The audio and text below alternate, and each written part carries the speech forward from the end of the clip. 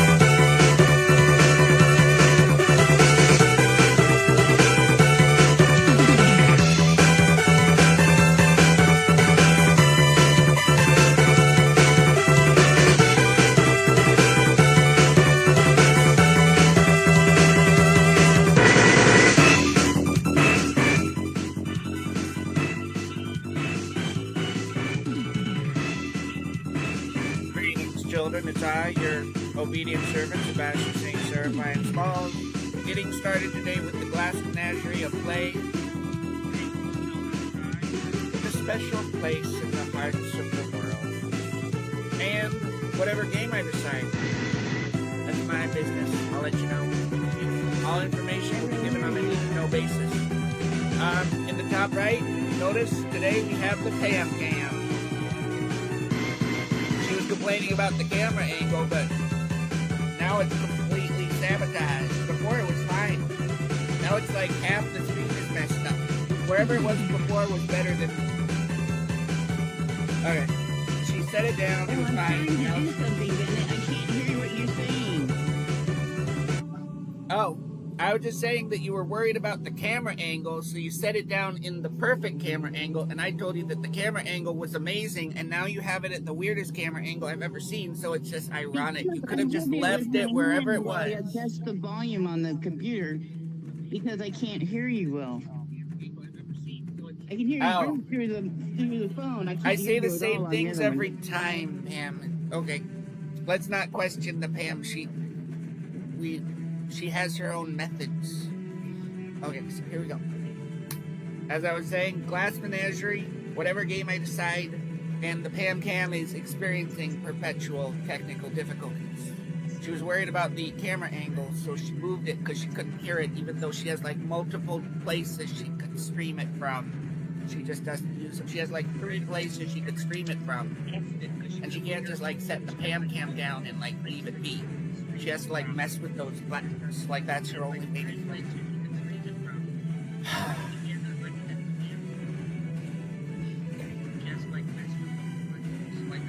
Facebook.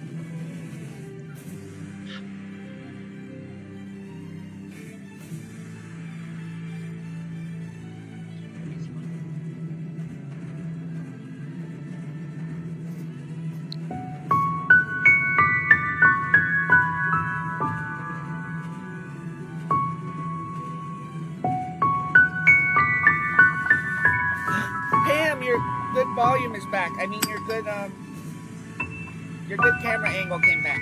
I like it. Yes, I have tricks in my pocket. I have things in my sleeve. But I'm the opposite of a stage magician. He gives you illusion that has the appearance of truth, while I give you truth in the pleasant disguise of illusion. I'm the opposite of a stage magician. He gives you illusion that has the appearance of truth, while I give you truth. I begin by turning back time.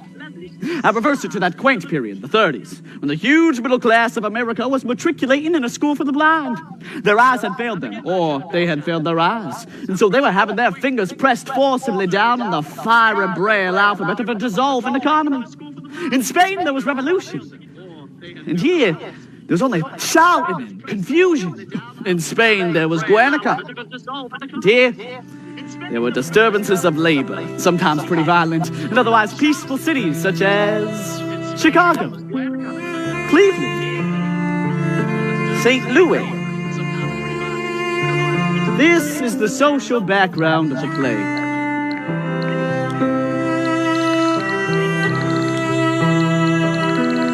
The play is a memory. Being a memory play, it is dimly lighted. It is sentimental. It is not realistic. In memory, everything seems to happen to music. That explains the fiddle in the wings.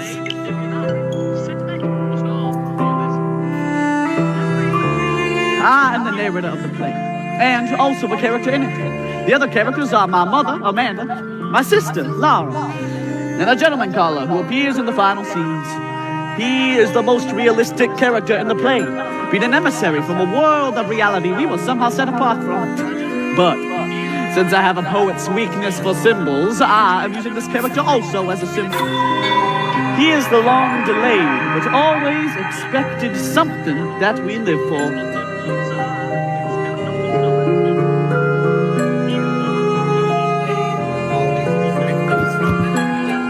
There is a fifth character in the play who doesn't appear other than in this larger-than-life-size photograph over the mantel.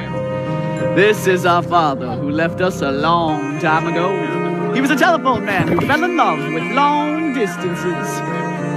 He gave up his job with the telephone company and he skipped the light fantastic out of town. And the last we heard of him was a picture postcard from Mazatlan on the Pacific coast of Mexico containing a message of 2 words. Hello. Goodbye. No address. I think the rest of the play will explain itself. Tom? Yes, Mother? Pam!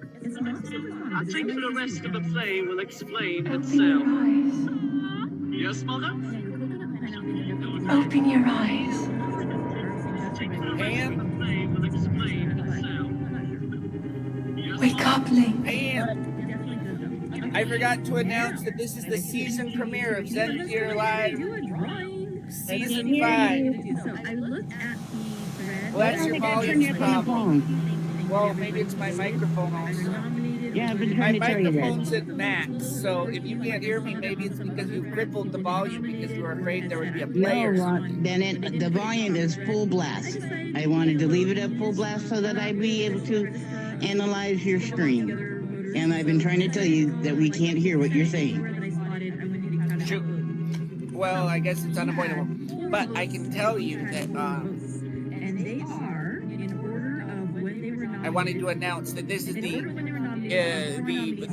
albeit bickering but still epic initiation of the Pam Cam, and it's the beginning of season 5. And Breath of the Wild is getting started as we speak. This is an exciting time. Okay. But I'll get back to the play. Thank you, Pam. Okay. We can't say grace until you come to the table. Coming, Mother. Tom? Yes, Mother? We can't say grace until you come to the table. Coming, Mother.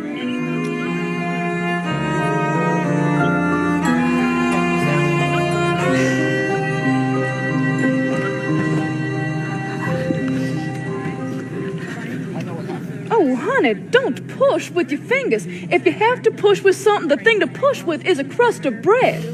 And chew. Animals have secretions in their stomach which enable them to digest food without mastication. But human beings are supposed to chew their food before they swallow it down. So eat your food leisurely, son, and really enjoy it. A well-cooked meal has lots of delicate flavors that need to be held in the mouth for appreciation. So chew your food and give your salivary glands a chance to function. I haven't enjoyed one bite at this dinner because of your constant directions on how to eat it. It's you that makes me want to rush through meals with your hawk-like attention to every bite I take. Sickening. Spoils my appetite, all this talk of animal secretion, salivary glands, mastication. Temperament like a metropolitan star. You're not excused from the table. I'm getting a cigarette. You smoke too much. I'll bring in the Blanc Mange. No, sister, why don't you stay here and I'll be the lady? I'll be the I'm already up. Well, resume your seat, little sister. I want you to stay fresh and pretty for gentlemen callers. I'm not expecting any gentlemen callers, Mother. Well, sometimes they come when they are least expected. Why, I remember one Sunday afternoon in Blue Mountain. I know what's coming. Yes, but let her tell it. Again. She loves to tell it. One Sunday afternoon in Blue Mountain, your mother received 17 gentlemen callers. Why, there weren't chairs enough to accommodate them all. We had to send the nigger over from the parish house to get folding chairs. Well, what did you do to entertain those gentlemen callers? I understood the art of conversation. I bet you could talk. Well, girls in those days knew how to talk. I can tell you. Yes? It was not enough for a girl to be possessed of a pretty face and a graceful figure. Although I was not slighted in either respect, she needed to have a nimble wit and a tongue to meet all occasions. Well, what did you talk about then? Things of importance going on in the world, never anything coarse or common or vulgar. All of my callers were gentlemen, all. And among them, some of the most prominent young planters in the Mississippi Delta. Planters and sons of planters. Why, there was young Champ Laughlin, who later grew up to become the vice president of the Delta Planters Bank, and Hazel Stevenson, who was drowned in Moon Lake and left his widow $150,000 in government bonds. And then there were the Coteray brothers, Wesley and Bates. Bates was one of my bride's particular beaux. He got into a quarrel with that wild brain-rot boy, and they shot it out right on the floor of Moon Lake Casino. Bates was shot in the stomach and died in the ambulance on his way to Memphis. His widow was also left by the soul, came into 8 or 10,000 acres, that's all. He married her on the rebound. He never loved her. Carried his picture of me on him till the night he died. And then there was that boy that every girl in the Delta had set her cap for. That beautiful, brilliant young Fitzhugh boy from Greene County. Well, what did he leave his widow? He never married. Gracious, you talk as though all of my old admirers had turned up their toes to the daisies. Isn't this the first you speak of that survives? Well, that Fitzhugh boy went up north and got to make a fortune. He came to be known as the Wolf of Wall Street. He had that Midas touch. Whatever he touched turned to gold. And I could have been Miss Junkin J. Fitzhugh, mind you, but I picked a father. Mother, let me clear the table. Ooh, why don't you go and study a typewriter chart a bit or practice your shorthand? I want you to stay fresh for when the gentlemen callers arrive. I don't believe we're going to be receiving any gentlemen callers. Not one? You must be joking. There must have been a flood. There must have been a tornado. It's not a flood and it's not a tornado. I'm just not as popular as you are in Blue Mountain. Mother's afraid I'm gonna be an old maid. Not as popular as you are in Blue Mountain. Mother's afraid I'm gonna be an old maid. And so the following evening, I brought Jim home to dinner. I had known Jim slightly in high school. In high school, Jim was a hero. He had tremendous Irish good nature and vitality. He was always moving in a continual spotlight. He was a star in basketball, captain of the debating club, senior of the president of the senior class and the glee club, and he sang the male lead in the annual light operas. He was always running or bounding, never just walking. He was always at the point of defeating the law of gravity. But he was shooting such velocity through his adolescence that you would logically expect him to arrive at nothing short of the White House by the time he was 30. But Jim had apparently run into more interference after his graduation from Soldan. His speed had definitely slowed. 6 years after leaving high school, he wasn't holding a job much better than mine. He was the only one with whom I was on friendly terms with at the warehouse. I was valuable to him as someone who remembered his former glory, who had seen him win basketball games and the silver cup and debating.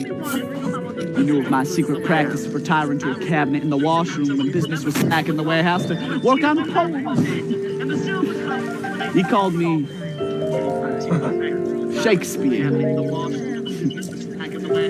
And while the other boys regarded me with suspicious hostility, Jim took a humorous approach to me.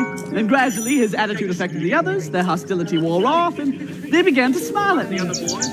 As a person smiles at an oddly fashioned dog who trots across their path at some distance.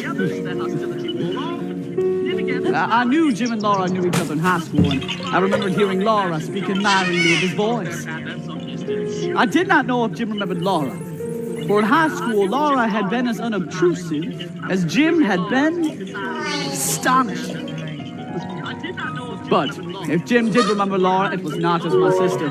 So when I asked him to dinner, he grinned and said, "No, Shakespeare, I never regarded you as having faults." He was about to discover that I did.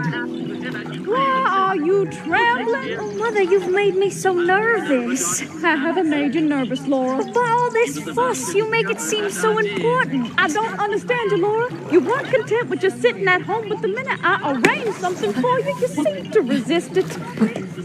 Now, take a look at yourself.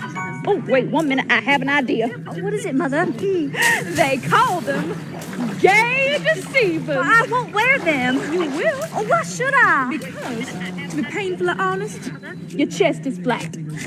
Oh, Mother, you make it seem as if we're setting a trap. All pretty girls are a trap, a pretty trap, and men expect them to be. Now, take a look at yourself.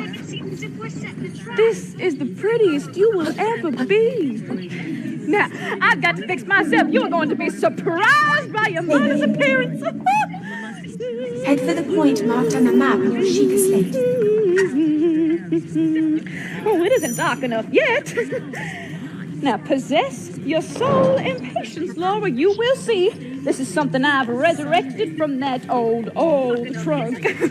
Styles have not changed so terribly much after all. But your mother sure has. All right. Now, just take a look at your mother. This is a dress in which I led the cotillion. I won the cakewalk twice at Sunset Hill. I wore it to the governor's ball in Jackson. See how I sashayed around the ballroom? I had it on Sundays for my gentleman callers. I had it on the day I met your father.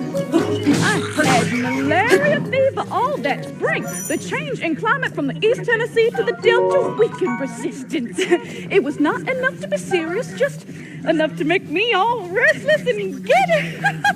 Invitations poured in, parties all over the Delta. Stay in bed, said Mother, you have a fever. But I just couldn't. I took quinine and kept going. Evenings, afternoons, dances, picnic, long rides. So lovely. Oh, so lovely, that country of Maine. All lacy with dogwood and literally flooded with jonquils. That was the spring I had the craze for jonquils. Jonquils became an absolute obsession. Mother said, honey, there's no more room for jonquils. But still, I kept on bringing in more jonquils. Wherever I saw them, I would say, stop, I see jonquils. I would make the young men help me carry all the jonquils. It was a joke, Amanda and her jonquils. Suddenly, there weren't enough vases to hold them all. No more vases? All right, I'll hold them myself. And then I met your father. Pleasure and jonquils and then this boy. I hope they get here before it stops to rain. I gave your brother and Mr. O'Connor a little extra change so they could take the service car home. Oh, what did you say his name was? O'Connor. Oh, what's his first name? You don't remember? Oh, yes, I do. It was Jim. Jim. Yes, it was Jim. I've never met a Jim that wasn't nice. Are you sure his name is Jim O'Connor? Yes, why? Is he the one that Tom used to know in high school? I don't think so. I think he just got to know him at the warehouse. Well, there was a Jim O'Connor that Tom and I knew in high school, and if he's the one that Tom is bringing to dinner, you'll have to excuse me. I won't come to the table. What sort of nonsense is this? You asked me once if I ever liked a boy. Don't you remember I showed you this boy's picture? That boy from the yearbook? Well, yes, that boy. Laura, were you in love with that boy? I don't know. Well, all I know is I couldn't sit at the table if it was him. It won't be him. It isn't the least bit likely. But whether it is or not, you will be seated at the table. You will not be excused. Well, I'll have to be, Mother. I don't intend to humor your silliness, Laura. I've had enough from you and your brother both. So just sit down and compose yourself until they arrive. Your brother has forgotten his keys, so you'll have to let them in when they come. Oh, Mother, you answer the door. I'll be in the kitchen, busy. Oh, please, Mother, you answer the door. Don't make me do I have it. to make the dressing for the salmon. Just buzz. Silliness over a gentleman caller. Please, Mother, you answer the door. Don't make me There's no bam instead. Laura, sweetheart, the door. I think we just beat the rain. Okay, I think Laura, it is your brother and Mr. O'Connor. Will you let them in, darling? Oh, Mother, you answer the door. What is the matter with you, you silly thing? Please, you answer it, please. I told you I wasn't going to humor your silliness, Laura. Why have you chosen this moment to lose your mind? Please, you go. I can't. I can't either. Why? Well, I'm sick. I'm sick too of your nonsense. Why can't you and your brother just be normal people? Just a minute. Can you give me just one reason why you should be afraid to answer a door? Now you answer it, Laura. Laura Wingfield. You march right to that door. Yes, Mother.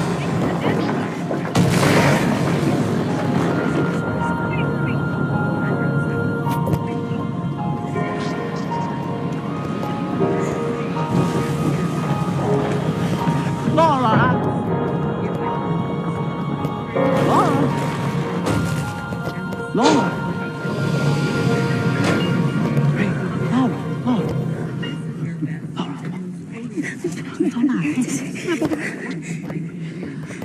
Laura. This is Jim. Jim, this is my sister, Laura. I didn't know Shakespeare had a sister.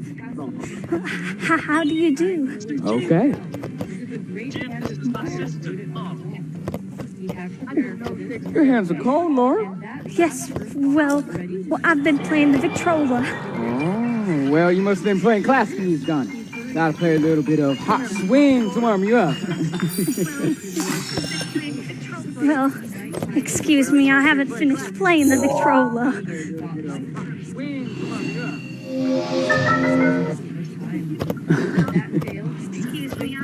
Oh, what's the matter? Oh, it's Laura? Laura is terribly shy. Shy, huh? Don't be a lot of shy girls nowadays. I don't ever recall you saying you had a sister. Well, now you know I have one. On a piece of paper? Oh, mm-hmm. Comics? Of course.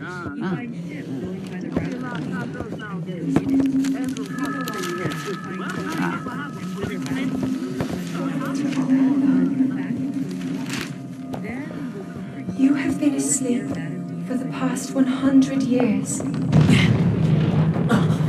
Oh, Dizzy Dean's back in his bad behavior again. Really? When the beast regains its true power, this world will face its end.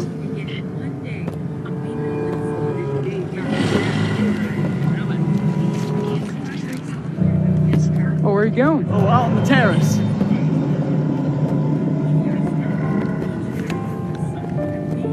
Now then, you must hurry, Link. Before it's too late.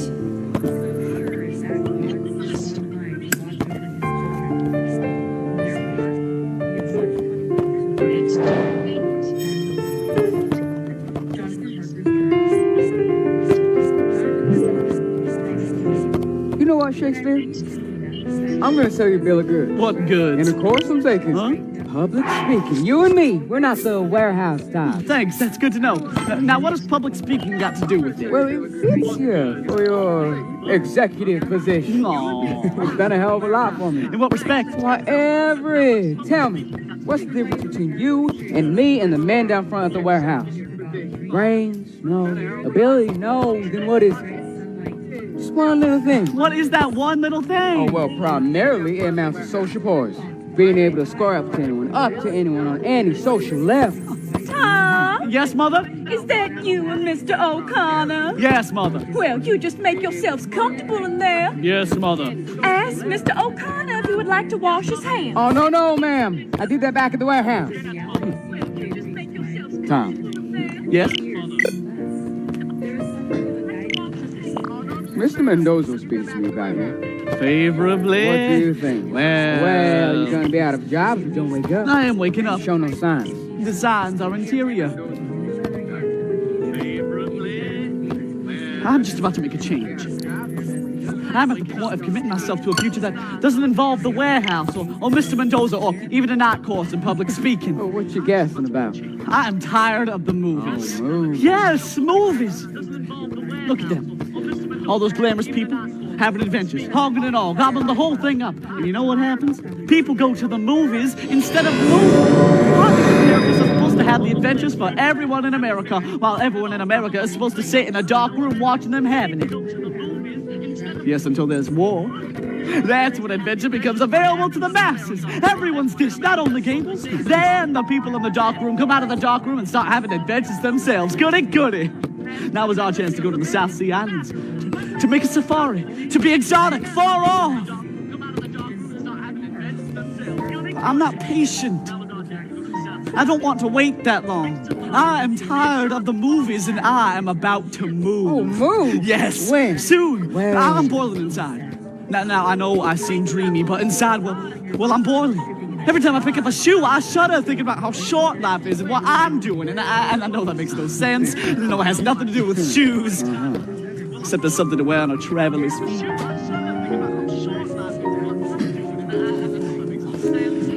Look, What?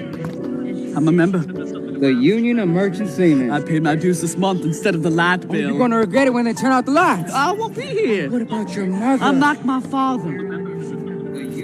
The bastard son of a bastard. You see how he grins in his picture over there? And he's been absent going on 16 years. Oh, you just talking, you drift. Now, how about your mother? Here comes my mother. Mother is not acquainted with my plans. Where are you all? On the terrace, Mother. Oh, well. Oh, Lovely, come here, baby. Mwah. Well.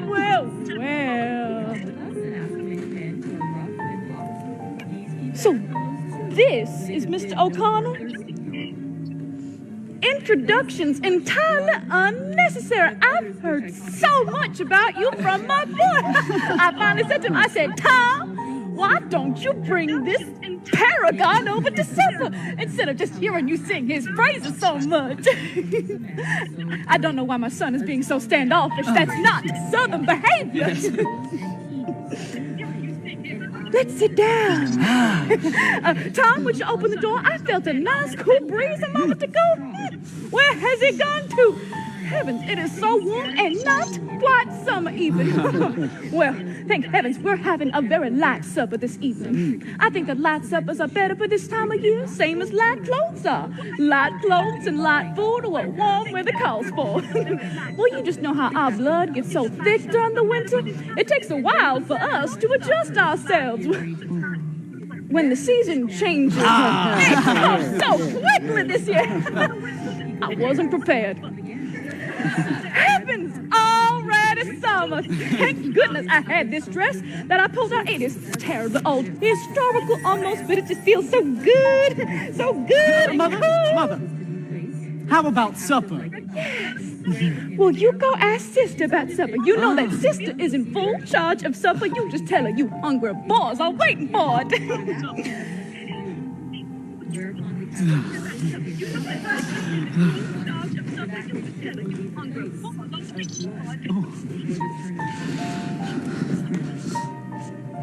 the thin man smiled and said that of course he must go when he thinks fit. Have you met Laura? Yes, ma'am. Oh, actually. she let you in? That's great. You know, it's rare for a girl as sweet and pretty as Laura to be domestic, but thank heavens, not only is Laura sweet and pretty, but also very domestic. I never was in the slightest. I could never make a thing but angel food cake. But in the South, we just had so many servants, all gone, gone, gone, a vestige of gracious living. I was not prepared for what the future would bring me. All of my gentlemen callers were planters and sons of planters, and so naturally I had assumed I would raise my family on a large plot of land with plenty of servants. But man proposes and woman accepts the proposal. To vary that old saying, I married no planter. I married that gallantly smiling young gentleman over there. He was a man who worked for the telephone company and fell in love with long distance. Now he travels and I don't even know where. But what am I going on for about my tribulations? Tell me yours. I hope you haven't got it. Tom? Yes, Mother? Is supper nearly ready? Looks to me like supper's on the table. Oh, well, that is just lovely. But where's Sister? Oh, Laura says she is feeling ill and thinks it's best that she doesn't come to the table. What? Nonsense. Oh, Laura! Oh, yes, Mother. You're keeping us waiting, dear. We can't be seated till you come to the table. Mr. O'Connor, why don't you just have a seat right here? Laura, we can't say grace until you come to the table.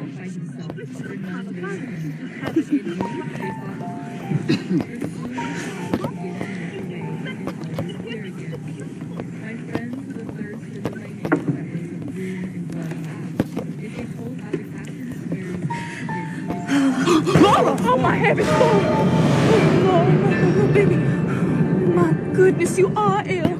Tom, go take your sister to the sofa. Yes. All right, easy now. Come on. There you go, darling. Just rest on the sofa. Cooking over that hot stove must have made her ill. I told her it was just too hot this evening, but... Yes, Mother? No, all right. Yes. She's all right. What is that, rain? I think a nice cool rain has come over us. I think you can be seated now. Tom, honey, would you say grace? Yes.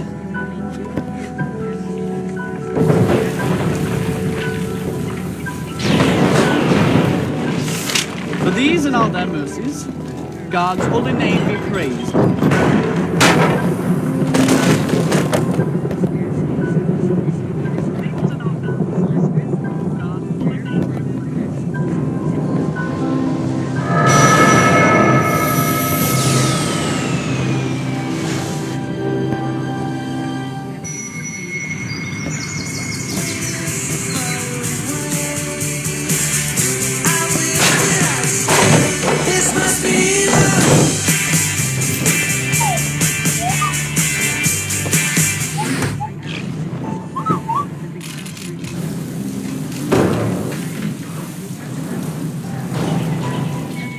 I must protect everyone.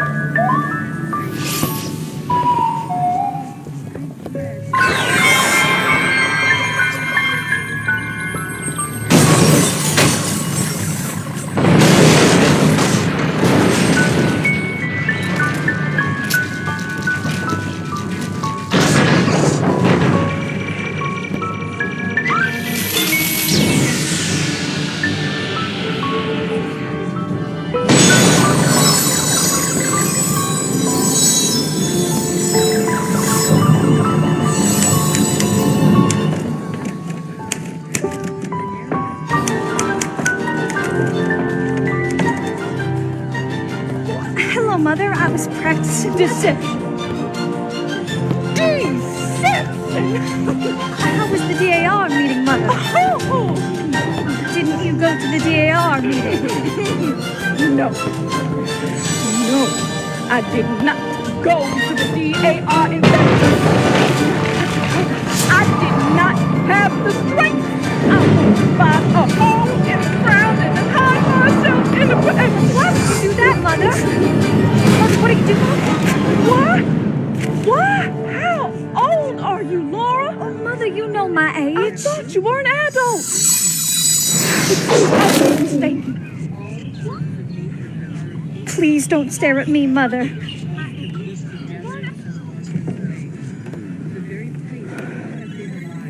What are we going to do? What is going to become of us? What is the future? Has something happened, Mother?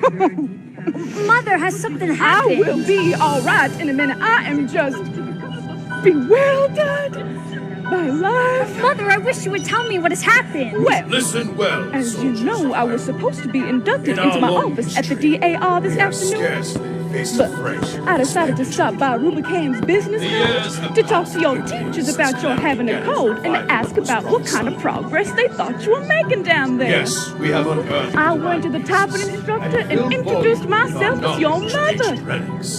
She didn't know who you were.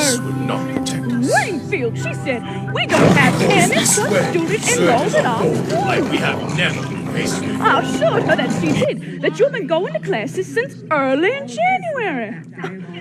I wonder, she said, if you could be talking about that terribly shy little girl who dropped out after only a few days' attendance. No, I said, Laura, my daughter has been going to school every day for the past 6 weeks. Now, go for it. Excuse me, she said, she went to the back and pulled out the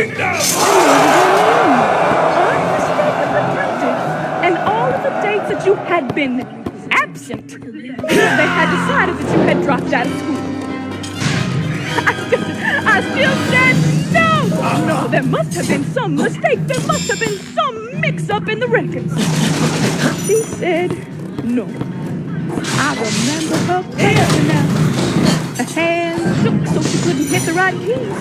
The moment we gave a sleep test, she broke down completely. Was sick in the stomach and had to be carried out into the washroom. That day, she didn't show up anymore. From the house, but we never got any answers.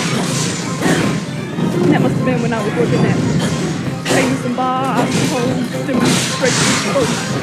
Oh, I was so weak. I could barely keep on my feet. I had to sit down while they got me a glass of water. $50 tuition. All of my plans, my hopes, and ambitions for you to start up the spot. Laura, what are you doing? Laura, where have you been going when you've gone on pretending that you were going to business? I just went walking. That's not true. It is. I just went walking. In winter, deliberately caught pneumonia in that light coat? Where did you walk to, Laura? All sorts of places. Mostly the park. Started catching that cold. What's the lesser of two evils, Mother? I couldn't go back there. I threw up on the floor. So exercise every day. You mean to tell me that you've just been out walking to make me believe that you were going to business time? It's not as bad as it sounds. I went inside places to get warmed up. Inside where? I went to the art museum and the birdhouses at the zoo. I visited the penguins every day. Sometimes I went without lunch and went to the movies. Lately, I've been spending most of my time in the jewel box. That big glass building where they raise the tropical flowers. You did all of this just to deceive me, just for deception? Why? Mother, when you're disappointed, you get this suffering look on your face. Like the picture of Jesus' mother in the museum. Hush. Well, I just couldn't face it. So what are we going to do for the rest of our lives? Stay silent and watch the parades go by? Amuse ourselves with the last Menagerie dolls? Eternally play those worn-out phonograph records the Father left as a payment for Elijah of him? We won't have a business to it. No, we've given that up because it gives us nervous indigestion. What is there left but dependency all our lives? I know so well becomes of unmarried women who aren't prepared to occupy a position. I have seen such pitiful cases in the town. Barely tolerated spinsters living upon the grudging patronage of sister's husband or brother's wife. Just word-like women without any nest, stuck in some mousetrap of a room, eating the crust of humility all their life. Is that the future that we've mapped out for ourselves? Because I don't know, only alternative I can think of isn't a very pleasant alternative, is it?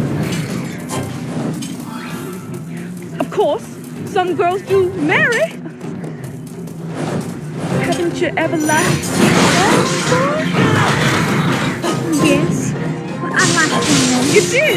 I came across his picture a little while ago. Who gave you this picture? No, it's in the yearbook. Oh, a high school boy.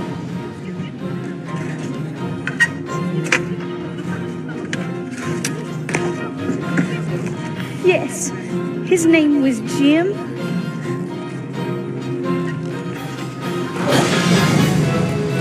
Here he is in the Pirates of Penzance. The operetta the senior class put on. He has wonderful singing voice. We used to sit across the aisle from each other on Mondays, Wednesdays, and Fridays.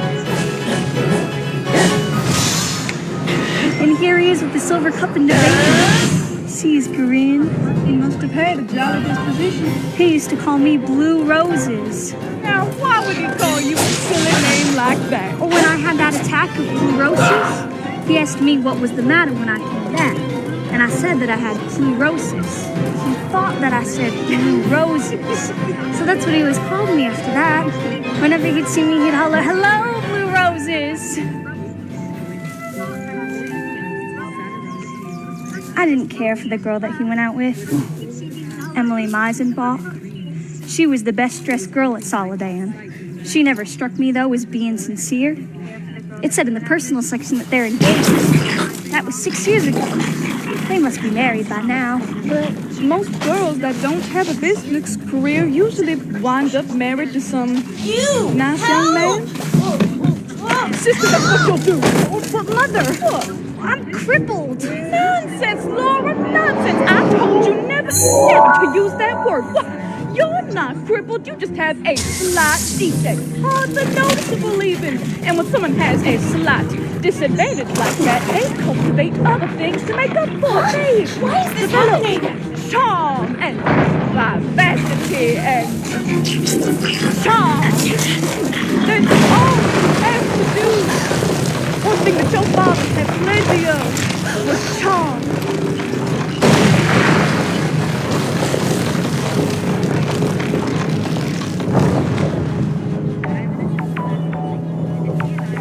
It's a tower? Why can't we be friends? Why can't we be friends? Why can't we be friends? Why can't we be friends? Sometimes you don't speak. And yet I know what I'm talking about. Why can't we be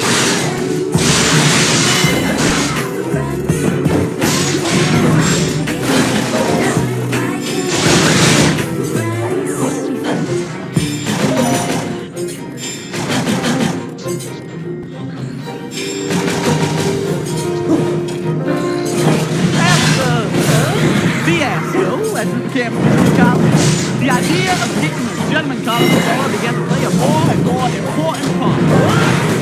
It became an obsession, like some archetype of universal ontology. The image of the gentleman collar haunted our small apartment. He didn't really pass time without someone who was Spectre, even when he wasn't meant to, present hung in mother's preoccupied look, and my sister's pride. Oh, look at it, Mary. Unlike a sentence passed on the Wingfields. Now, mother was a woman of action. In late winter and early spring, realizing that more money would be needed in order to properly feather the nest and bloom the bird, she conducted a vigorous campaign on the telephone, roping in subscribers to one of those magazines for matrons called The Homemaker's Companion, the type of journal that features the serialized sublimation of ladies of letters who think in terms of delicate breasts, slim, tapering waists, rich, creamy thighs, fingers, soothe and caress like strains of music. Bodies as powerful, but so I discovered. Well, this is Amanda Wingfield. We missed you at the DAR last Monday. I said to myself, she's probably suffering from that sinus condition. That sinus condition. Oh, heaven have mercy. You are a Christian martyr. Yes, that's what you are, a Christian martyr. Well, I just don't happen to be looking in my book, and I see that your subscription to the companion is about to expire. Yes, it expires with the next issue, dear. Well, I'm sure you don't want to miss out on that brand new serial by Bessie Mae Harper. Oh, you remember how Gone with the Wind took everybody by storm? You simply couldn't go out if you had it ready. All that everybody talked about was Scarlett O'Hara. Well, this book is already being compared to Gone with the Wind. It's the Gone with the Wind of the post-World War generation. Burning? Oh, honey, don't let them burn. You go take care of that, and I'll hold the wire. Heavens, I think she's hung up. She's trying to ride. So he is.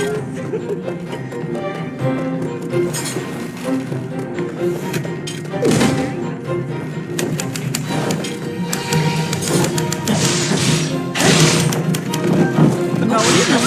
I'm trying to take the outside here. I know the Milton is blind, but Mother, that's not please the go away and let me finish my writing. Straight up, don't like that. Mother, please go be yourself something else. I'm trying to write. I had seen a medical chart. I know what this position does to your internal organs. Your stomach pressed against your lungs, and lungs pressed against your heart, and your poor little heart is discouraged because it can't get out like that. What in Christ's name am I supposed to do? Expression is my life. Have you gone out of your Yes, I have. That's true. Live it out.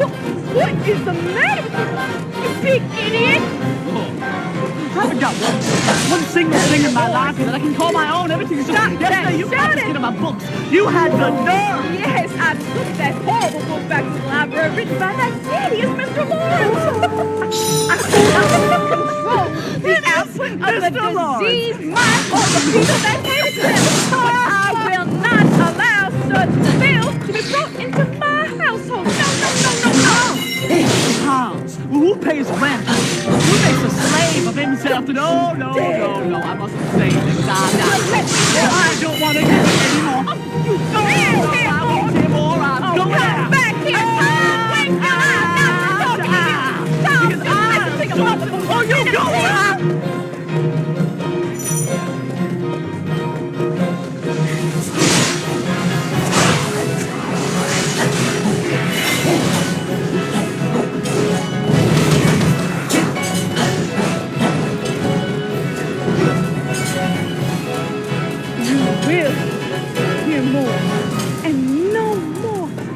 Out of you. I am at the end of my patience. What do you think I'm at?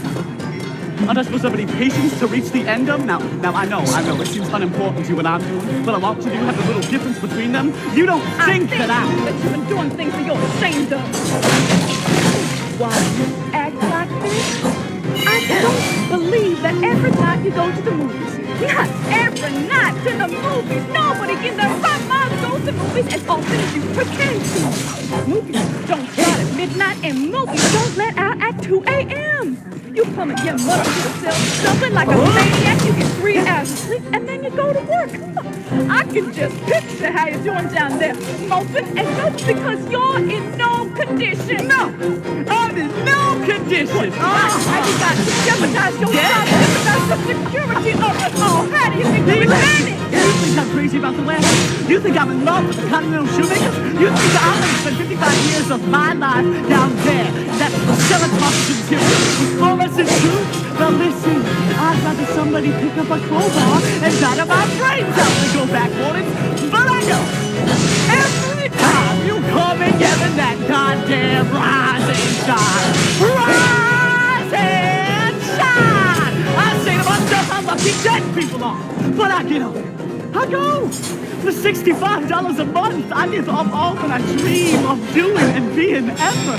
But you say self. Self's all I ever think of.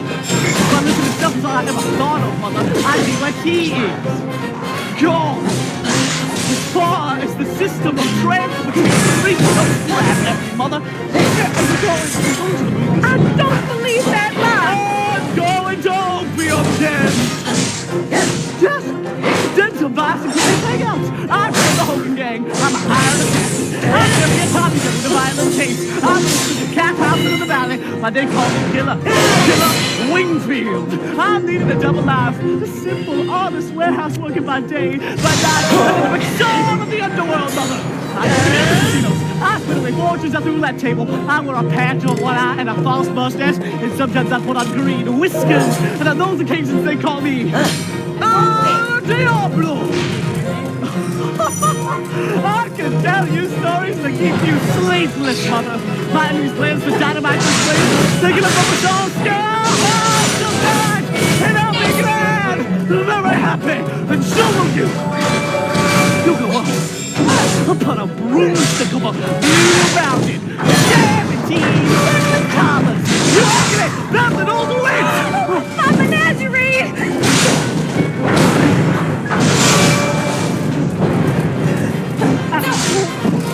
Speak to you until you apologize. Can't stop.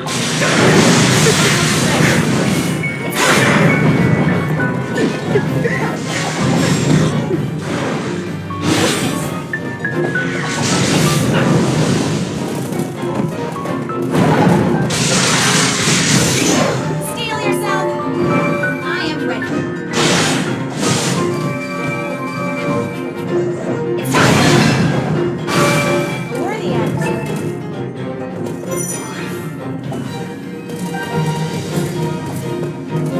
Well, isn't the air just so lovely after a storm? I made you children a little liquid refreshment. Mr. O'Connor, do you know that song about lemonade? Lemonade, lemonade, made in the shade and stirred with the spade. Good enough for an old maid. My Lord, you look so serious. Oh, we were having a serious conversation.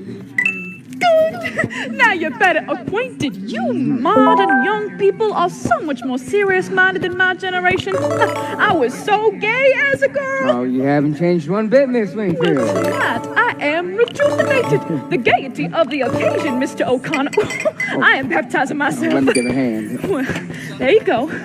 I discovered I had some maraschino cherries, so I poured them in, juice and all. Oh, you shouldn't have gone through all that trouble. Trouble? Why, it was loads of fun. Didn't you hear me cutting up in the kitchen? I bet your ears were burning. I told Tom how outdone with him I was for keeping it to himself all these years. He should have brought you over much, much sooner. Well, now that you found your way, I want you to be a very frequent caller. Not just occasional, but all the time. We are going to have so many gay times together. I can see him coming. Just breathe that air, so fresh, and the moon is so pretty. Well, I'll skip out now. I know where my place is when young folks are having a serious conversation. Oh, no, Miss Wingfield, I ought to be leaving. Leaving? You're joking. It's only the shank of the evening. Oh, well, you know how it is. You mean you're a young working man and you have to keep working man's hours. I'll let you off early tonight, only on the occasion that next time you stay much later. What time is best for you working men? Is Saturday night the best night? I got a few time clocks to punch in. 1 in the morning, another at night. You work nights too, my, but you are ambitious. Oh, no. No, Miss Wingfield. Not work. Betty. Betty? Betty? Betty, who's Betty? Just a girl. A girl and going steady. Oh. Is it a serious romance, Mr. O'Connor? Oh, we're getting married the second Sunday in June. Oh. Well, that's just lovely. Tom didn't mention that you were engaged. Oh, well, the cat's not out of the bag at the warehouse. You know how they are. They start calling you Romeo and whatnot. I ought to believe him. I guess this is what they call Southern hospitality. It really wasn't anything at all. Oh, I hope it doesn't seem like I'm rushing out. It's just I promised Betty I'll meet her at the Wabash Depot, and by the time I get my jalopy down there, her train will be in, and, you know how women are. They don't like to be waiting. Yes, I know. The tyranny of women. Goodbye, Mr. O'Connor. I wish you luck and happiness and success. All 3 of them, and so does Laura, don't you, Laura? Yes. Goodbye, Laura.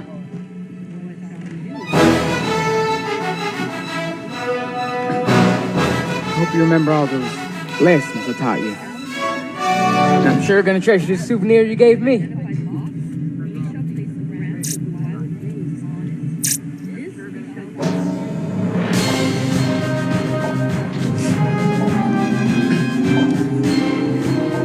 So long, Shakespeare!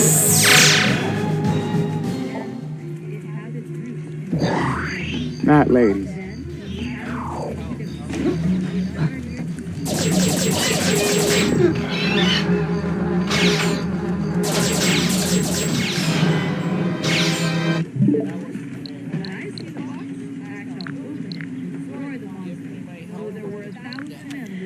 Things have a way of turning out so badly.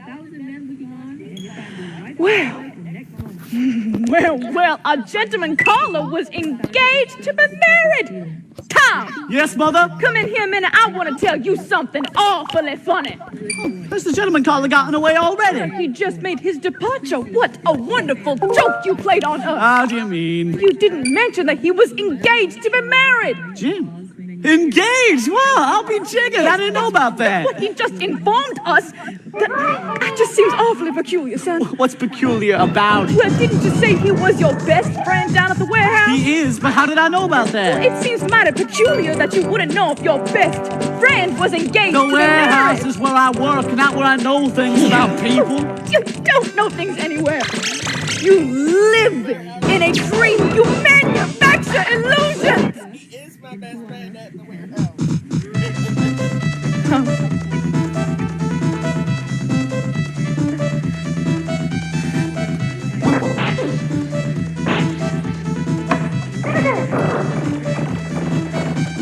Tom, where are you going? I'm going to the movies. Yes.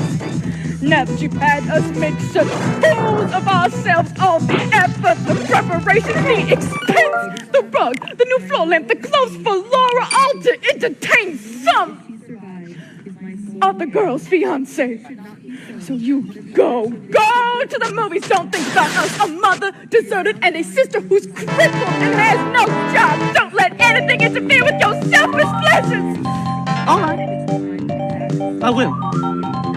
And the more you shout at me about my selfish pleasures, the quicker I'll go. And I won't go to the movies. Oh, then! Go to the moon, you selfish dreamer!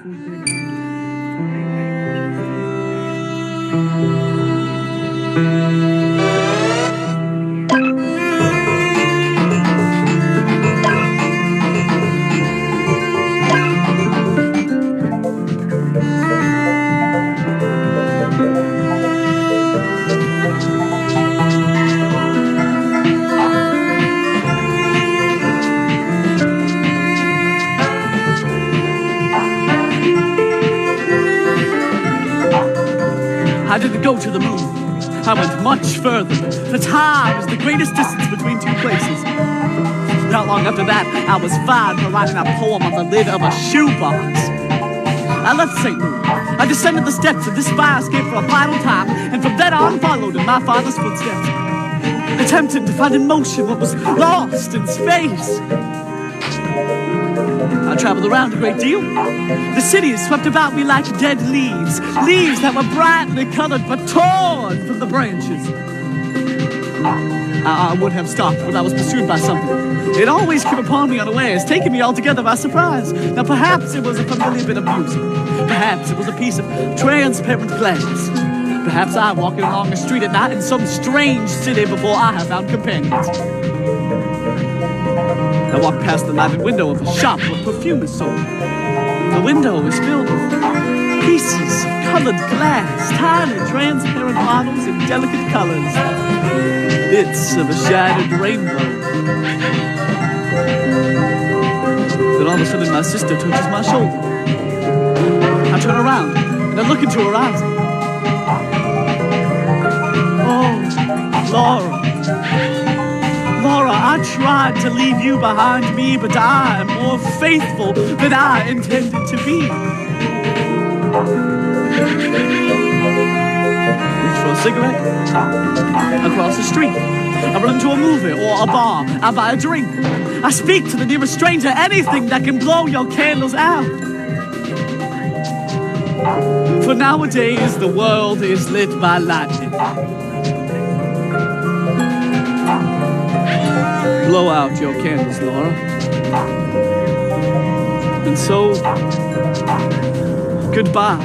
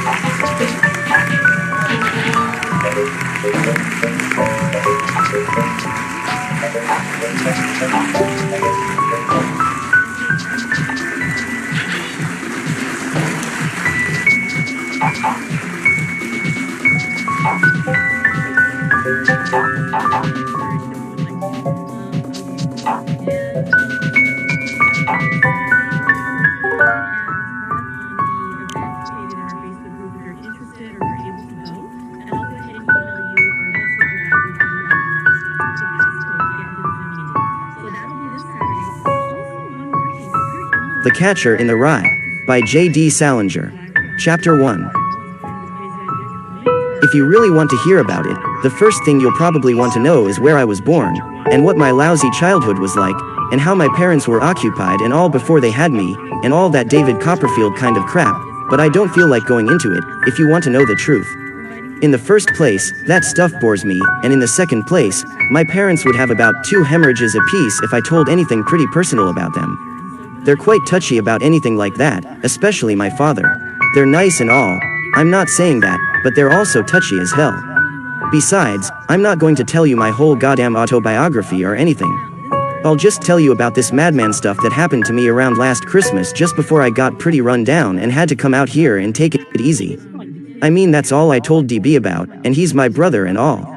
He's in Hollywood, that isn't too far from this crummy place, and he comes over and visits me practically every weekend. He's going to drive me home when I go home next month maybe. He just got a Jaguar. One of those little English jobs that can do around 200 miles an hour.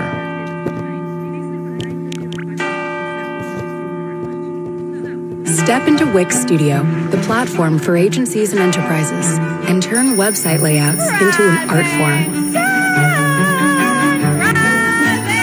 Create the grid you want, shaping every section intuitively.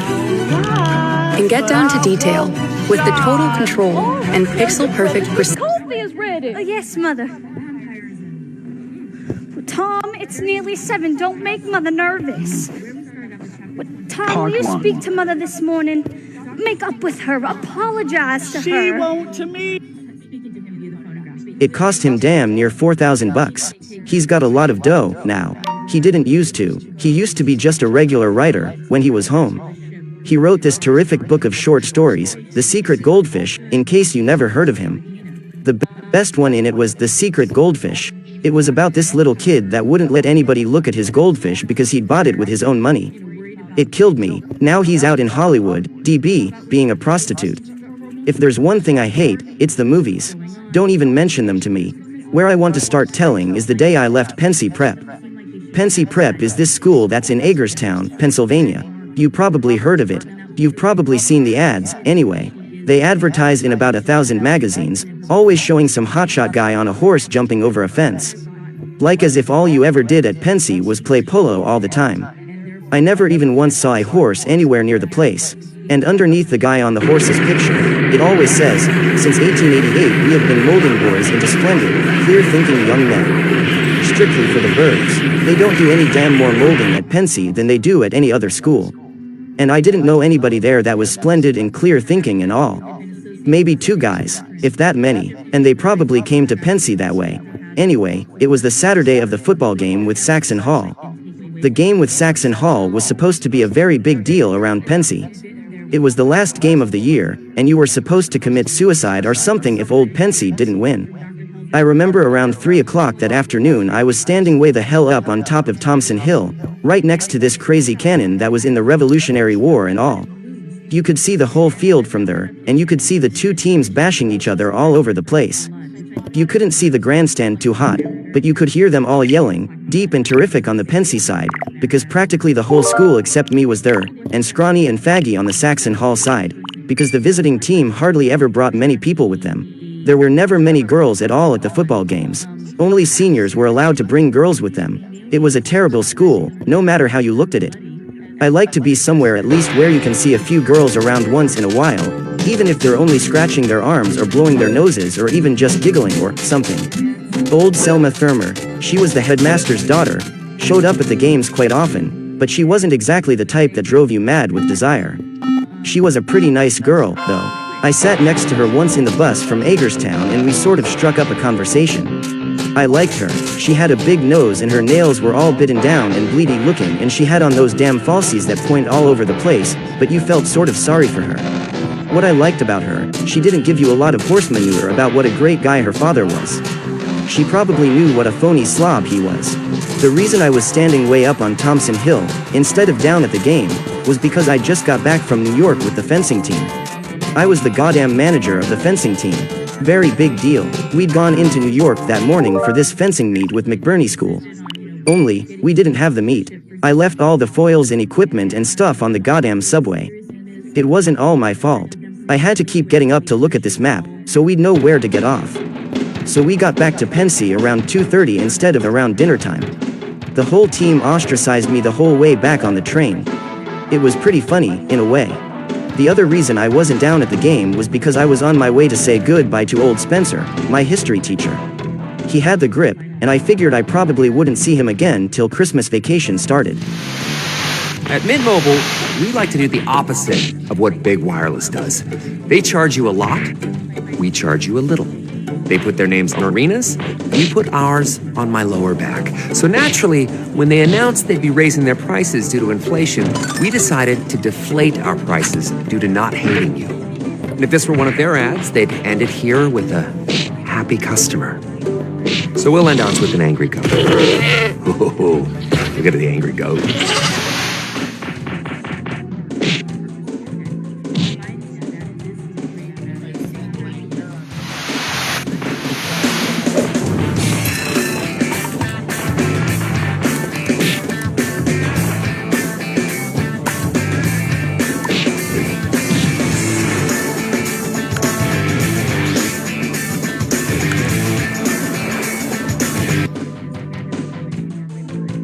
He wrote me this note saying he wanted to see me before I went home. He knew I wasn't coming back to Pensy. I forgot to tell you about that.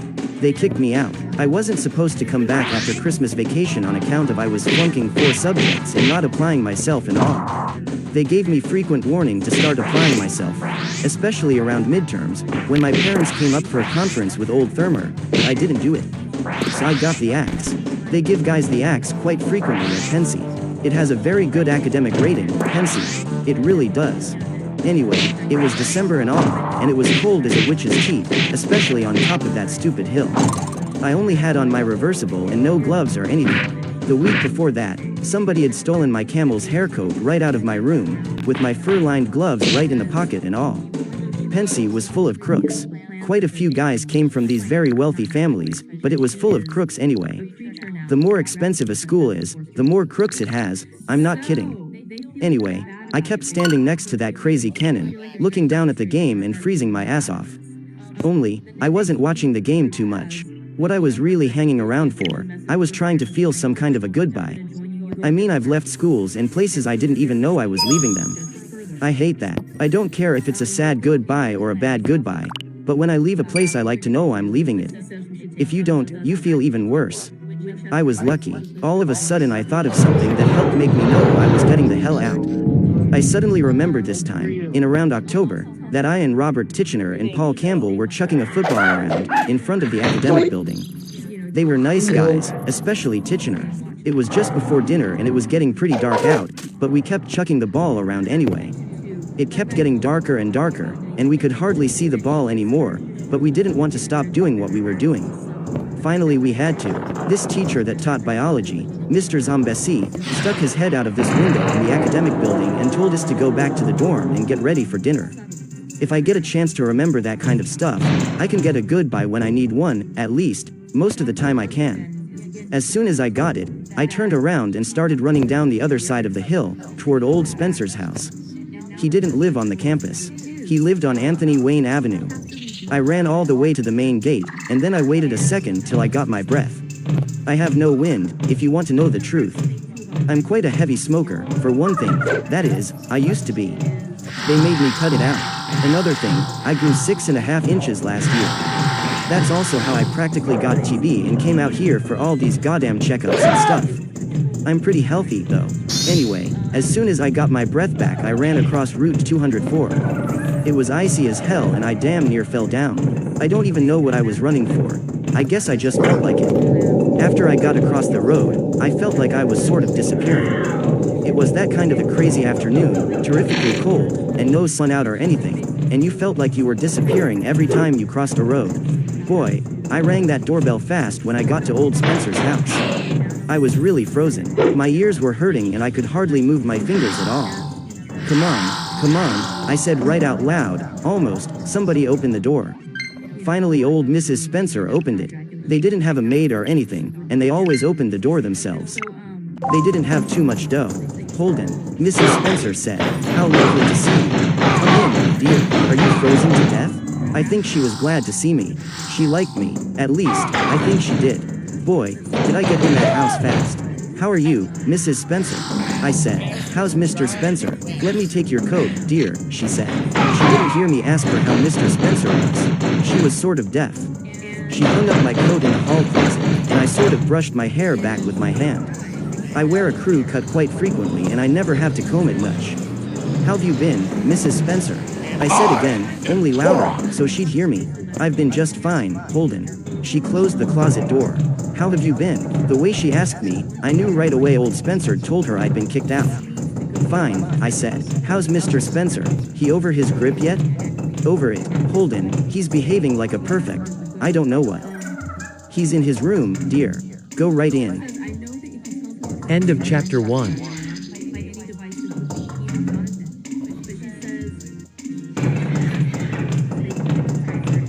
The Catcher in the Rye, by J.D. Salinger, Chapter 2. They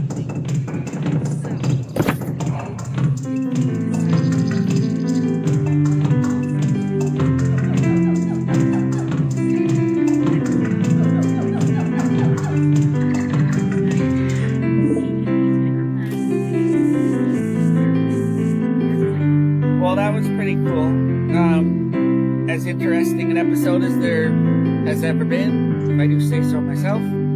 But how existential do we need to get this second? not enough. Begin by simply listening. Slow down. See just how peaceful today can be. Let's end this in style.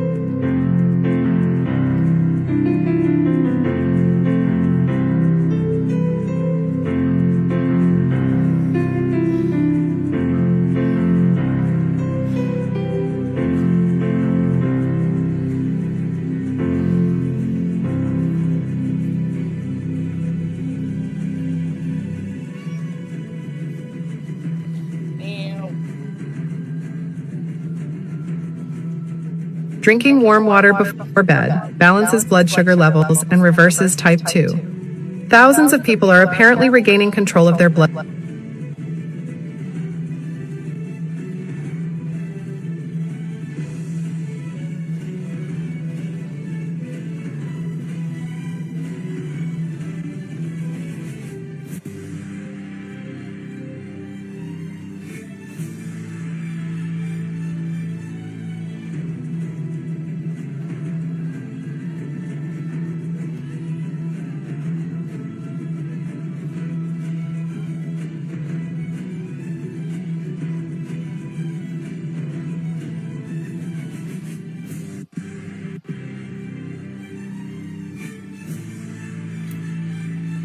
Okay, I think we get the gist of Catcher in the Rye. It has swear words and they teach it in school. Got it.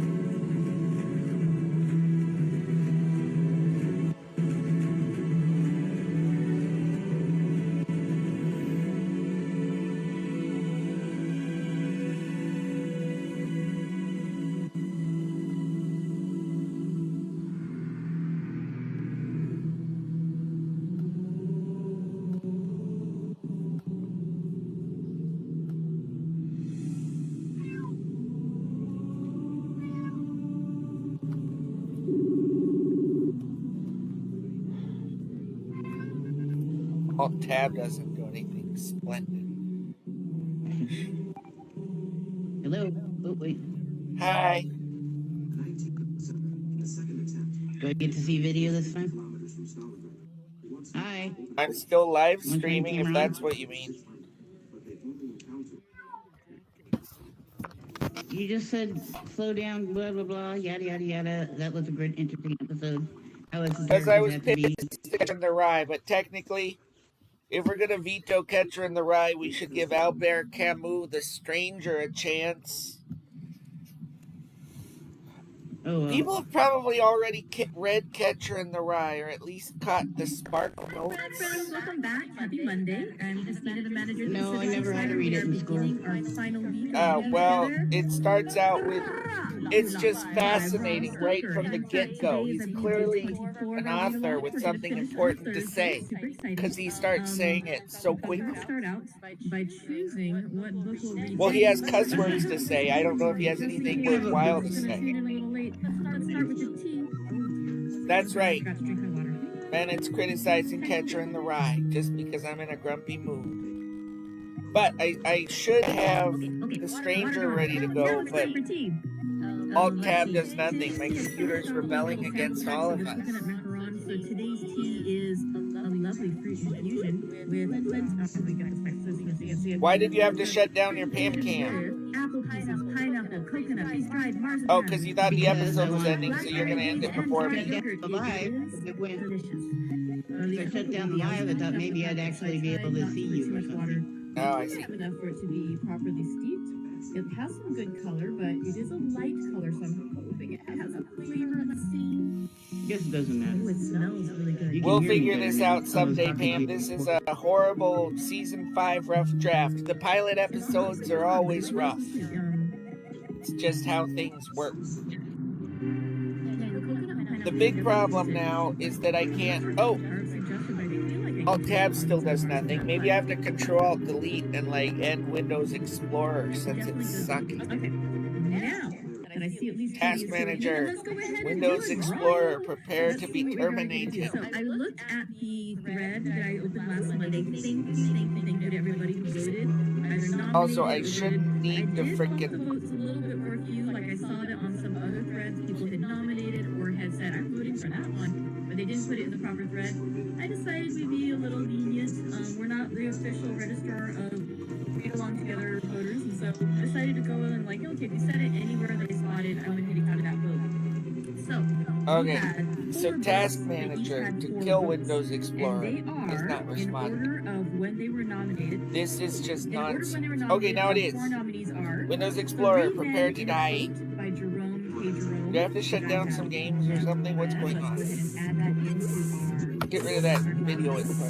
The next one that was nominated. Windows Explorer.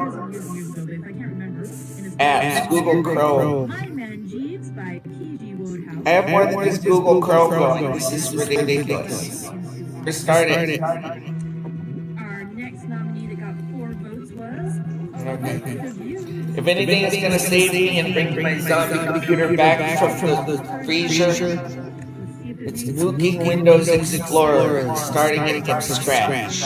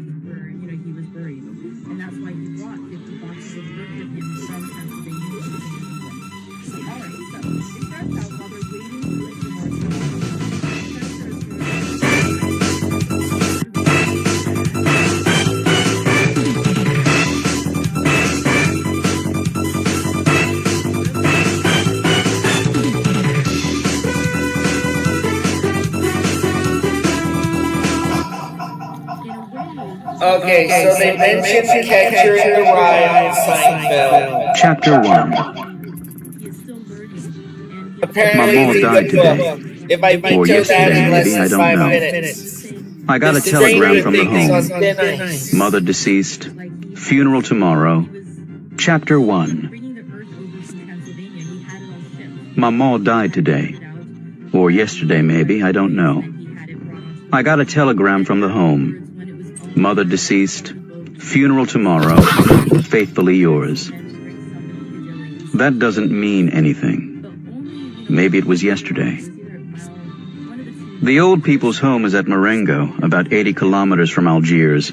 I'll take the 2 o'clock bus and get there in the afternoon. That way I can be there for the vigil and come back tomorrow night. I asked my boss for 2 days off, and there was no way he was going to refuse me with an excuse like that. But he wasn't too happy about it. I even said, "It's not my fault." He didn't say anything. Then I thought I shouldn't have said that. After all, I didn't have anything to apologize for. He's the one who should have offered his condolences. But he probably will day after tomorrow, when he sees I'm in mourning. For now, it's almost as if Mama weren't dead. After the funeral, though, the case will be closed, and everything will have a more official feel to it. I caught the 2 o'clock bus. It was very hot. I ate at the restaurant at Celeste's as usual. Everybody felt very sorry for me, and Celeste said, "You only have one mother." When I left, they walked me to the door. I was a little distracted because I still had to go up to Emmanuel's place to borrow a black tie and an armband. He lost his uncle a few months back. I ran so as not to miss the bus. It was probably because of all the rushing around, and on top of that, the bumpy ride, the smell of gasoline, and the glare of the sky and the road, that I dozed off. I slept almost the whole way, and when I woke up, I was slumped against a soldier, who smiled at me and asked if I'd been traveling long. I said yes, just so I wouldn't have to say anything else. The home is 2 kilometers from the village. I walked them. I wanted to see Mama right away, but the caretaker told me I had to see the director first. He was busy, so I waited a while. The caretaker talked the whole time, and then I saw the director. I was shown into his office. He was a little old man with the ribbon of the Legion of Honor in his lapel. He looked at me with his clear eyes. Then he shook my hand and held it so long I didn't know how to get it loose. He thumbed through a file and said, "Madame Merceau came to us 3 years ago. You were her sole support." I thought he was criticizing me for something, and I started to explain, but he cut me off. "You don't have to justify yourself, my dear boy. I've read your mother's file. You weren't able to provide for her properly. She needed someone to look after her. You earn only a modest salary, and the truth of the matter is, she was happier here." I said, "Yes, sir." He added, "You see, she had friends here, people her own age. She was able to share things from the old days with them. You're young, and it must have been hard for her with you." It was true. When she was at home with me, Mama used to spend her time following me with her eyes, not saying a thing. For the first few days she was at the home, she cried a lot. But that was because she wasn't used to it. A few months later, and she would have cried if she'd been taken out. She was used to it. That's partly why I didn't go there much this past year. And also because it took up my Sunday. Not to mention the trouble of getting to the bus, buying tickets, and spending 2 hours traveling. The director spoke to me again, but I wasn't really listening anymore. Then he said, "I suppose you'd like to see your mother." I got up without saying anything, and he led the way to the door. On the way downstairs, he explained, "We've moved her to our little mortuary, so as not to upset the others. Whenever one of the residents dies, the others are a bit on edge for the next 2 or 3 days, and that makes it difficult to care for them." We crossed a courtyard where there were lots of old people chatting in little groups. As we went by, the talking would stop, and then the conversation would start up again behind us. The sound was like the muffled jabber of parakeets. The director stopped at the door of a small building. "I'll leave you now, Monsieur Merceau. If you need me for anything, I'll be in my office." As is usually the case, the funeral is set for 10 o'clock in the morning. This way, you'll be able to keep vigil over the departed. One last thing. It seems your mother often expressed to her friends her desire for a religious burial. I've taken the liberty of making the necessary arrangements, but I wanted to let you know. I thanked him. While not an atheist, Mama had never in her life given a thought to religion. I went in. It was a very bright, whitewashed room with a skylight for a roof. The furniture consisted of some chairs and some cross-shaped sawhorses. Two of them, in the middle of the room, were supporting a closed casket. All you could see were some shiny screws, not screwed down all the way, standing out against the walnut-stained planks.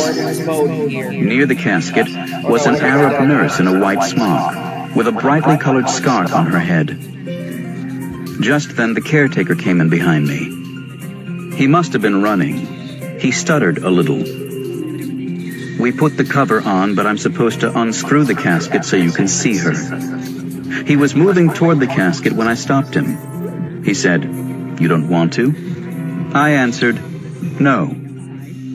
He was quiet, and I was embarrassed because I felt I shouldn't have said that. He looked at me and then asked, "Why not?" but without criticizing, as if he just wanted to know. I said, "I don't know."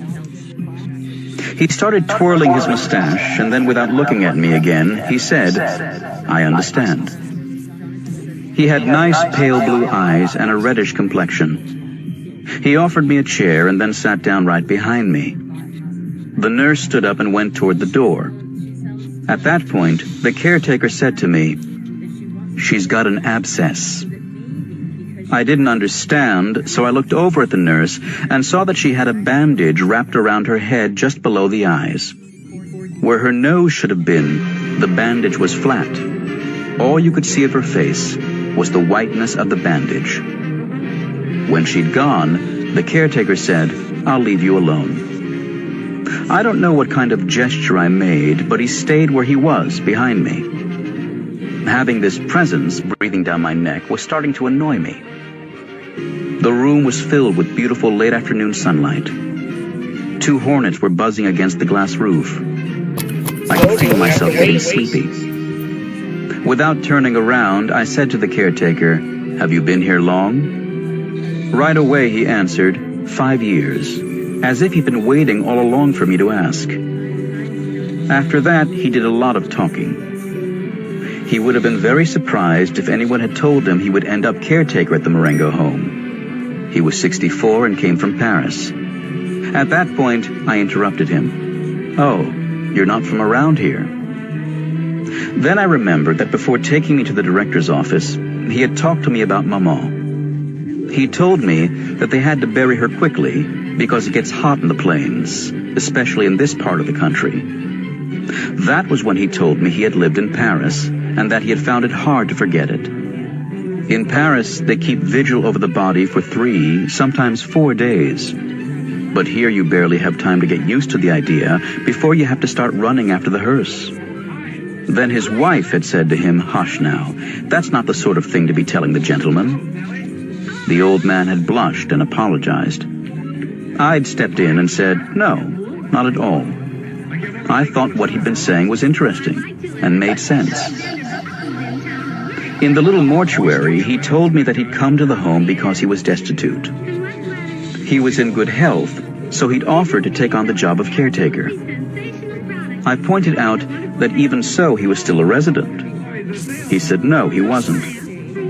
I'd already been struck by the way he had of saying they or the others, and, less often, the old people, talking about the patients when some of them weren't any older than he was. But of course it wasn't the same. He was the caretaker, and to a certain extent, he had authority over them. Just then the nurse came in. Night had fallen suddenly. Darkness had gathered quickly above the skylight. The caretaker turned the switch, and I was blinded by the sudden flash of light. He suggested I go to the dining hall for dinner, but I wasn't hungry. Then he offered to bring me a cup of coffee with milk. I like milk in my coffee, so I said yes, and he came back a few minutes later with a tray. I drank the coffee. Then I felt like having a smoke. But I hesitated because I didn't know if I could do it with Mama right there. I thought about it. It didn't matter. I offered the caretaker a cigarette, and we smoked. At one point he said, "You know, your mother's friends will be coming to keep vigil too. It's customary. I have to go get some chairs and some black coffee." I asked him if he could turn off one of the lights. The glare on the white walls was making me drowsy. He said he couldn't. That was how they'd been wired. It was all or nothing. I didn't pay too much attention to him after that. He left, came back, set up some chairs.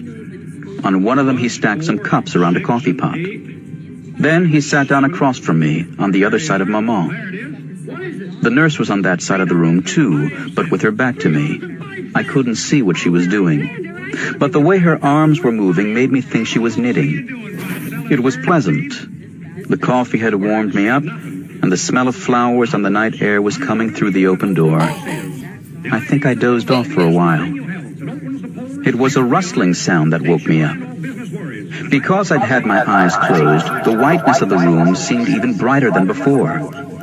There wasn't a shadow anywhere in front of me, and every object, every angle and curve stood out so sharply it made my eyes hurt.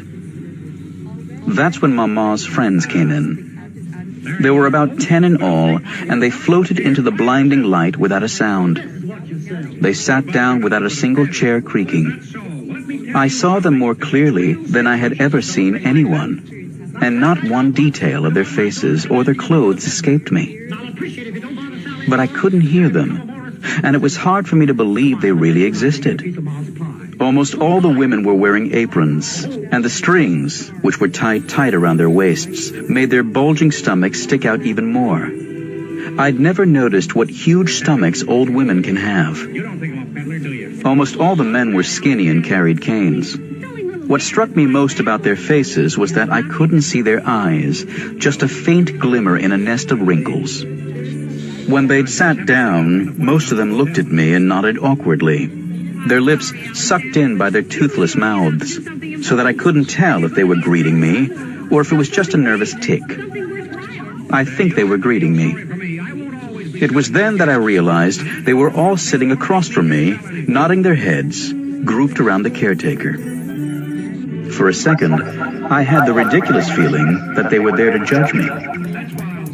Soon one of the women started crying. She was in the second row, hidden behind one of her companions, and I couldn't see her very well. She was crying softly, steadily, in little sobs. I thought she'd never stop. The others seemed not to hear her. They sat there hunched up, gloomy and silent. They would look at the casket, or their canes, or whatever else, but that was all they would look at. The woman kept on crying. It surprised me because I didn't know who she was. I wished I didn't have to listen to her anymore, but I didn't dare say anything. The caretaker leaned over and said something to her, but she shook her head, mumbled something, and went on crying as much as before. Then the caretaker came around to my side. He sat down next to me. After a long pause, he explained, without looking at me, "She was very close to your mother. She says your mother was her only friend, and now she hasn't got anyone." We just sat there like that for quite a while. The sighs and sobs were quieting down. She slept in quiet. Then finally she shut up. I didn't feel drowsy, but I was tired and my back was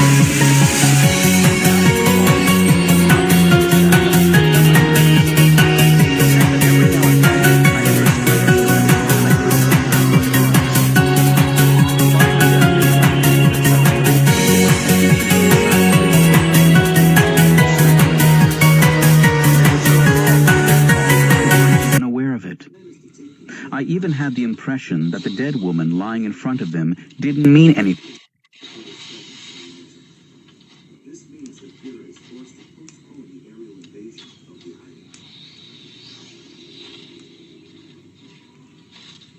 On the 28th of June, the